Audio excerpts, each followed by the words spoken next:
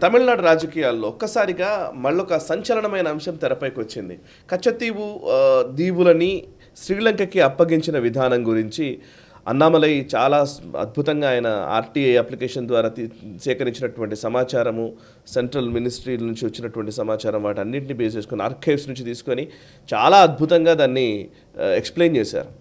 ఆ వీడియో కూడా చాలా వరకు వైరల్ అయింది. కచ్చతీవు దీవుల్ని ఎలా అయితే శ్రీలంకకు అప్పగించారనే విషయం గురించి వారు మాట్లాడారు. అండ్ ఈవెన్ నరేంద్ర మోదీ దాన్ని ఇమీడియట్గా దాన్ని పిక్ చేశారు. ఆయన కూడా మాట్లాడారు, దాని గురించి ఒక ట్వీట్ చేయడము అదంతా జరిగింది.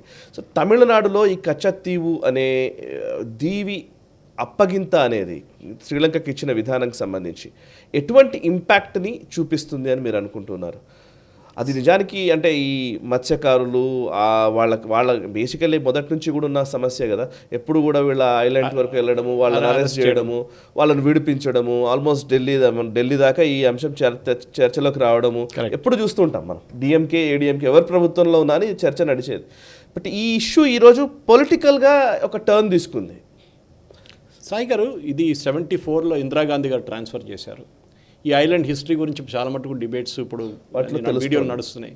బేసిక్లీ ఒక బ్రిటిష్ వాళ్ళు పరిపాలిస్తున్నప్పుడే ఇది మన రామేశ్వరం, మన ఇండియన్ కోస్ట్ నుంచి 33 కిలోమీటర్లు అంతే ఈ ఐలాండ్. చిన్న ఐలాండ్, అది పెద్దదేం కాదు. అక్కడ నీళ్ళు లేవు, తాగే నీళ్ళు లేవు. సో దానికోసం ఎవరు ఉండరు. అక్కడ ఒక చర్చ్ ఉంది. ఆ చర్చ్ కంట్రోల్ శ్రీలంకన్ డియోసిస్ మీద ఉంది. కానీ ఈ ఐలాండ్ జమీందారు రామనాడ్ రాజా, ఇండియన్ రాజా దగ్గర ఉండే. సో ఈ ఇండిపెండెన్స్ తర్వాత దానికన్నా ముందు కూడా గొడవ జరిగింది. ఇది మాది అని చెప్పి వీళ్ళు అప్పుడు సిలోన్ అని ఉండే, శ్రీలంకని సిలోన్ అని పిలుస్తుండే. అప్పుడే నడుస్తుంది ఈ ప్రాబ్లం అనమాట. సో డిఎంకే వాళ్ళ ప్రాబ్లం ఇక్కడ వచ్చిందంటే మీరు చెప్పినట్లే మత్స్యకారులు వాళ్ళు పట్టుకున్నప్పుడు వీళ్ళు గొడవ చేస్తారు. చూడండి శ్రీలంక వాళ్ళు ఏం చేస్తున్నారు అది ఇది. ఎందుకంటే వీళ్ళకి ఆల్రెడీ ప్రాబ్లం ఉంది శ్రీలంకతోని. ఎల్టీటీ ప్రాబ్లం స్టార్ట్ అయినప్పటి నుంచి శ్రీలంక గవర్నమెంట్ అంటే విల్లన్ అట్లా. సో వీళ్ళు గొడవ చేస్తుంటారు. కరుణానిధి టైం నుంచి ఇప్పుడు స్టాలిన్ టైం దాకా చూడండి వాళ్ళని అరెస్ట్ చేశారు, ఇవాళ 50 మంది, నిన్న 30 మందిని అరెస్ట్ చేశారని చెప్పి. సో మోదీ గారు ఏమంటున్నారు, ఇది ప్రాబ్లం ఎవరు క్రియేట్ చేశారు? మీరే కదా క్రియేట్ చేసింది. సరే మీరు ఐలాండ్ ఇచ్చారు, కానీ మీరు అగ్రిమెంట్ ఏం సైన్ చేశారు? మరి ఇవ్వద్దని అనలేదు. మీరు ఇచ్చారు, సరే అది ఏదో డిస్ప్యూట్ ఉండే అప్పుడు మీరు ఐలాండ్. కానీ మన ఫిషర్మెన్ రైట్స్ ఎందుకు ఇవ్వలేదు? మీరు అగ్రిమెంట్లో రాసుకోవచ్చు కదా, మా ఫిషర్మెన్ అక్కడ దాకా వెళ్ళి ఫిషింగ్ చేయవచ్చు అని. మీరు ఎందుకు రాపించుకోలేదు? నెహ్రూ ఒక టైంలో అన్నాడు, లదాఖ్లో ఏం లేదు, అక్కడ నా తల మీద ఉన్న ఇది కూడా ఉండదు, అక్కడ no hair grows on my head like it is like that అన్నాడు లదాఖ్ గురించి. అక్కడ ఒక గ్రీన్ గ్రాస్ కూడా లేదు. మనం ఎందుకు పెట్టుకోవాలి? చైనీస్ వాళ్ళు తీసుకెళ్ళి 43,000 స్క్వేర్ కిలోమీటర్స్ చైనా తీసుకెళ్ళిపోయారు. Almost size of Haryana China చేతిలో ఉంది. మన మ్యాప్లో చూస్తే చాలా బాగుంది చూడడానికి జమ్మూ కాశ్మీర్. కానీ ఒకవైపు పాకిస్తాన్, ఒకవైపు కాశ్మీర్, చైనా తీసుకెళ్ళిపోయారు వాళ్ళు. ఇప్పుడు సైజ్ అక్కడ రాహుల్ గాంధీ అంటాడు, చూడండి వాళ్ళు ఇక్కడికి 5 కిలోమీటర్లు వచ్చారు. అరే మీ great grand father 43,000 square kilometers ఇచ్చేసారా? అప్పుడు ప్రాబ్లం లేదు. ఇది కూడా అంతే సాయి గారు. మీరు ఆ టైంలో సరే ఫర్ గుడ్ రిలేషన్ మీకు ఇచ్చారు మీరు. కానీ మీరు what did you do beyond it? Agreement ఎందుకు సైన్ చేయలేదు మీరు? అగ్రిమెంట్ సైన్ చేసినప్పుడు you should have done something. మనం బంగ్లాదేశ్ దగ్గర చాలా చేసాం అట్లా. బంగ్లాదేశ్లో కొన్ని ఐలాండ్స్ అక్కడ తీసుకున్నాం, కొన్ని ఐలాండ్స్ ఇక్కడ తీసుకున్నాం, అన్నీ చేసాం మనది. మీరు బంగ్లాదేశ్ విజిట్ చేశారు, మీకు గుర్తుంటుంది. సిల్హెట్ అదంతా మనకుంటే యాక్చువల్లీ, కానీ we as a good will measure అప్పుడు ఇచ్చేసారు. ఈవెన్ కాక్స్ బజార్ కూడా నా దగ్గర ఒక రాజు రాత్రి మొత్తం అన్ని వదిలేసుకొని అక్కడికి వచ్చేసాడు. చిట్టగాంగ్ కూడా మ్యాసకర్ జరిగింది. ఈవెన్ చిట్టగాంగ్ మన దగ్గర ఉండాల్సింది. అది మోస్ట్ స్ట్రాటజిక్ ప్లేస్ అసలు యాక్చువల్లీ చిట్టగాంగ్. సో ఈ 1974లో ఇండో శ్రీలంక ఈ మ్యారిటైమ్ అగ్రిమెంట్ జరిగినప్పుడు ఈ శ్రీలంకకి ఇచ్చారు. ఇచ్చిందంటే కరెక్ట్, కానీ మీరు ఆ జియో పొలిటికల్ డైనమిక్స్ ఆ టైంలో ఉన్నా మీరు నెగోషియేట్ చేసుకోవాలండి. మీరు ఇందిరాగాంధీ చూసుంటారు. మీరు మన దగ్గర బంగ్లాదేశ్ వార్ తర్వాత ఆల్మోస్ట్ 90,000 మంది ప్రిజనర్ ఆఫ్ వార్ ఉన్నారు పాకిస్తాన్ వాళ్ళు మన దగ్గర. దాంట్లో సోల్జర్స్ ఉన్నారు, మేజర్లు ఉన్నారు, కర్నల్స్ ఉన్నారు, జనరల్స్ ఉన్నారు, అందరు ఉన్నారు మన దగ్గర. ఇందిరాగాంధీ వితౌట్ డూయింగ్ ఎనీథింగ్ ఫ్రీగా వాళ్ళని ఇడ్చేశారు. ఇప్పుడు దాకా మన దగ్గర నుంచి ఉన్న పిఓడబ్ల్యూస్ పాకిస్తాన్ జైల్లో ఉన్నారు, వాళ్ళని విడవలేదు. వాళ్ళు చాలామంది చనిపోయారు, వాళ్ళు డినై చేస్తున్నారు పాకిస్తాన్ మా దగ్గర ఎవరు లేరు, మనకు ప్రూఫ్ ఉంది వాళ్ళు అక్కడ ఉన్నారని చెప్పి. మన పైలట్స్ చాలామంది అక్కడ చనిపోయారు, ఇప్పుడు లేరు వాళ్ళు, పాకిస్తాన్ జైల్లో చనిపోయారు వాళ్ళు. మీరు ఎందుకు చేయలేదు? అప్పుడు you should ask for PoK back. మేము ఈ 90,000 మందిని ఇస్తే మాకు పిఓకే మాకు వాపస్ ఇవ్వండి అని చెప్పి they would have given it. కానీ మనం we're too good for people. అది ప్రాబ్లం ఎక్కడ వస్తుందంటే ఇప్పుడు అంటారు, ఇప్పుడు నిన్న ఇవాళ చూస్తాను కాంట్రవర్సీ, వ్యాజ్ బ్యాంక్ అని ఒకటి ఫిషింగ్ యాక్టివిటీస్ కోసం మనం ఒక అగ్రిమెంట్ చేసుకున్నాం ఇది. సో దాంతో మనకి కచ్చతీవు ఈక్వల్ అయిపోయిందని కాంగ్రెస్ వాళ్ళ ఆర్గ్యుమెంట్. సరే watch bank was more of a economic thing. అది అక్కడ ఫిషింగ్ చేస్తే బాగుంటుంది, అక్కడ ఎక్కువ మన ఒక బయోడైవర్సిటీ చాలా ఎక్కువ ఉందని చిన్న ఒక ప్లేస్ అది. కానీ ఈ వాచ్ బ్యాంక్తో నడవదు కదా. అక్కడ మన అగ్రిమెంట్ పెట్టుకున్నాం క్లియర్గా, that you will not enter here అని చెప్పి శ్రీలంకని అక్కడ చేసుకున్న అగ్రిమెంట్. ఎందుకు చేయలేదు ఇక్కడ? మీరు చేయాలండే కదా. మన ఫిషర్మెన్ వాళ్ళకి ఎట్లా తెలుసు సాయి గారు చెప్పండి. ఇప్పుడు ఒక ఐలాండ్ ఉంది అనుకోండి, కచ్చతీవు ఐలాండ్ ఉంటే యాజ్ పర్ ఇంటర్నేషనల్ నామ్స్ అక్కడి నుంచి 33 కిలోమీటర్లు ఈజ్ యువర్ మ్యారిటైమ్ బౌండరీ. అక్కడి నుంచి ఇక్కడికి 33 కిలోమీటర్లు is your maritime boundary. Correct. అంటే ఇండియాకు వచ్చేసారు మ్యారిటైమ్ బౌండరీ వాళ్ళది. మన ఫిషర్మెన్ బోట్ తీసి బయటకు దిగగానే వాడు పట్టుకుంటాడు. అంతే. What kind of agreement did you sign? మీరు అప్పుడే సైన్ చేయాలండి అగ్రిమెంట్. దానికి వీళ్ళు పెద్ద గొడవ చేస్తారు డిఎంకే వాళ్ళు. సో మోదీ గారు గేమ్ ఆడారు ఇది. మోదీ గారు ఏం చెప్పారు? అన్నామలై ఫైల్డ్ అన్ ఆర్టీఐ, దాంట్లో క్లియర్గా చెప్పారు మీ గవర్నమెంట్ ఆఫ్ ఇండియా ఇచ్చారు ఈ ల్యాండ్, ఈ ఐలాండ్ మొత్తం హ్యాండ్ ఓవర్ చేసేసారు, మాకు దీంట్లో ఇంట్రెస్ట్ లేదు అని చెప్పేసి ఇందిరాగాంధీ గారు. So you're at fault. సరే, మన యాజ్ అ గుడ్ నైబర్ మనం వాళ్ళతో కొట్లాడబెట్టుకోకూడదు ఎక్కువ, కానీ వీ కెన్ నౌ రీనోగోషియేట్. మన ఫిషర్మెన్ అక్కడ వచ్చినప్పుడు, లేకుంటే మీ ఫిషర్మెన్ మా దగ్గరకు వచ్చినప్పుడు, we will not arrest anybody. Correct. అక్కడ లేవు సాయి గారు, ఫిషెస్ అన్నీ పోయినాయి. ట్రాలర్స్ వచ్చి మొత్తం తీసుకెళ్ళిపోయింది ఫిషెస్. స్పెషల్లీ టైవాన్ నుంచి కానివ్వండి, మీది ఫిలిప్పీన్స్ సైడ్ నుంచి, సౌత్ ఈస్ట్ ఏషియా నుంచి వచ్చేది, మయన్మార్ నుంచి వచ్చే ట్రాలర్స్, చైనా నుంచి వచ్చే ట్రాలర్స్ మొత్తం ఫిష్ని తీసుకెళ్ళిపోతున్నారు. ఈ ట్రాలర్స్ అంటే ఒక 2-3 నెలలు సీలో ఉంటుంది, టన్స్ ఆఫ్ ఫిష్ పట్టుకుంటారు వాళ్ళు. అసలు ఏం మిగలదు ఫిషెస్ మీకు. కేరళ వైపు చూడండి, ఇప్పుడు ఫిషెస్ లేవు ఎక్కువ. ఓకే. ఈవెన్ మీరు ఈ శ్రీలంకన్ సైడ్ మొత్తం పోయింది కంప్లీట్గా. And it is shallow water, అంటే మీకు 5-10 ఫీట్ల నీళ్ళు అంతే ఉంటుంది, షాలో వాటర్ ఫిషింగ్కి. ఈ స్ట్రాటజిక్ ఇంపార్టెన్స్ కరెక్ట్. అంత మన మాల్డీవ్స్ లాగానే కానివ్వండి, మిగతా ప్రాబ్లం కాదు ఇది. We're very friendly with the Sri Lankans. కానీ వీళ్ళు ఇంత గొడవ చేసిన మనుషులు, ఇప్పుడు వైకో అంటున్నాడు, వైకో కాంగ్రెస్ని తిడుతున్నాడు, and is an alliance partner. అక్కడ ఉన్న ఎలక్షన్లో ఆడు తిడుతున్నాడు కాంగ్రెస్ వాళ్ళని, మీరు ఎందుకు ఇచ్చారు అది. కానీ మోదీ ట్రైటర్ అంట. మోదీ ట్రైటర్. మీరు ఇందిరాగాంధీ పేరు తీయడానికి మీకు దమ్ము లేదు మీకు. మోదీ ట్రైటర్. మోదీకి ఏమొచ్చిందండి దీంట్లో? మోదీ ఇచ్చాడు ఐలాండ్ అది. So he has maintain a good relation. Sri Lanka మొత్తం మునిగిపోయినప్పుడు కూడా మనం వాళ్ళకి డబ్బులు ఇచ్చాం. We have stood guarantee for their IMF loan.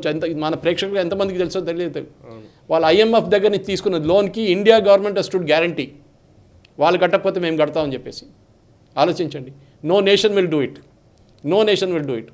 Pakistan loan తీసుకుంటే ఎవడైనా గ్యారంటీ ఉంటాడా? సౌదీ అరేబియా ఎప్పుడు ఇవ్వడు గ్యారంటీ, మనం ఇచ్చాం వాళ్ళకి.